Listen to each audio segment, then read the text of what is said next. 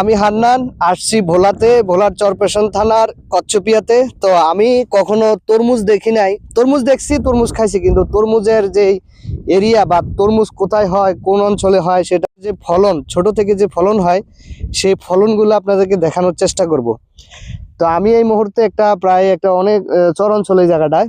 একটু দেখান ভাই, একটু সুন্দর করে দেখান। মানুষ এখানে, কৃষকেরা তাদের তরমুজ খেতে ওষুধ ছিটাচ্ছে, কীটনাশক ছিটাচ্ছে, এবং কি কিছুদিনের ভিতরে এখানে সেচ দিবে, পানি দিবে।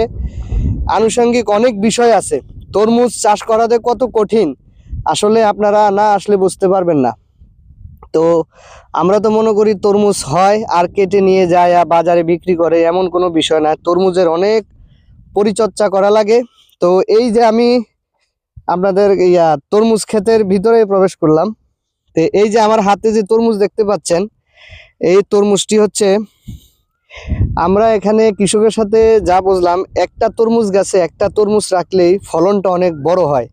সেই জন্য ওনারা কি করে, যখন অনেকগুলা করা বলে, আমাদের কুমিল্লার ভাষায়, আঞ্চলিক ভাষায় করা বলে, তো এটা হচ্ছে একটা করা। তো এই তরমুজের ছিঁড়ে ফেলার কারণ হচ্ছে, এখানে দেখেন ওর যে অংশটা, মানে এটা বড় হবে না, এই জন্য ওনারা এই তরমুজটা ফেলে দিছে, এভাবে ফেলে দিছে তুলে তুলে। প্রত্যেকটা জায়গায় ওনারা এই তরমুজগুলা, প্রত্যেকটা গাছে একটা একটা করে তরমুজ রাখে। তো আমরা আপনাদেরকে ভিডিওর মাধ্যমে কয়েকটা তরমুজ দেখাবো। এখন আমরা যেই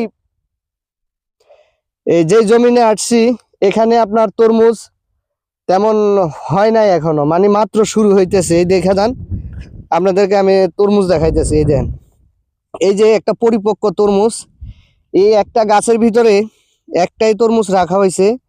এটা ইনশাল্লাহ অনেক বড় হবে, এরকম বড় আকারে হবে। তারপর আরো আছে তরমুজ, এদিকে আসেন। এই যে তরমুজ, জীবনে কখনো তরমুজ খেতে এভাবে আসি নাই।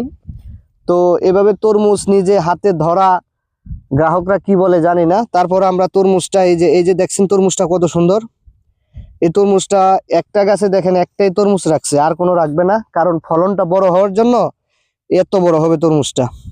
এখানে একটা আছে, এখানে আছে, এখানে আছে, প্রত্যেকটা গাছে গাছে গাছে গাছে তরমুজ আসছে। আর 15 থেকে 20 দিনের ভিতরে, 15 থেকে, এই যে এখানে একটা তরমুজ অনেক বড় হচ্ছে। এই যে একটা তরমুজ 15 দিনের ভিতরে। এখন এখানে পানির সেচ দিবে, প্রত্যেকটা গাছের গোড়ায় 1 বালতি করে পানি দিবে। আর এখানে প্রত্যেকটা গাছে গাছে তরমুজ আছে। তরমুজটি 15 থেকে 20 দিনের ভিতর পরিপক্ক হলে এটা বাজারজাত হবে। আর যে যেখান থেকে ভিডিওটি দেখছেন, অবশ্যই ভালো থাকবেন, সুস্থ থাকবেন, অন্যকেও ভালো রাখবেন। আজকের মতো এখানেই বিদায়। অন্য সময় আসলে পূর্ণাঙ্গ তরমুজ দেখাবো ইনশাআল্লাহ।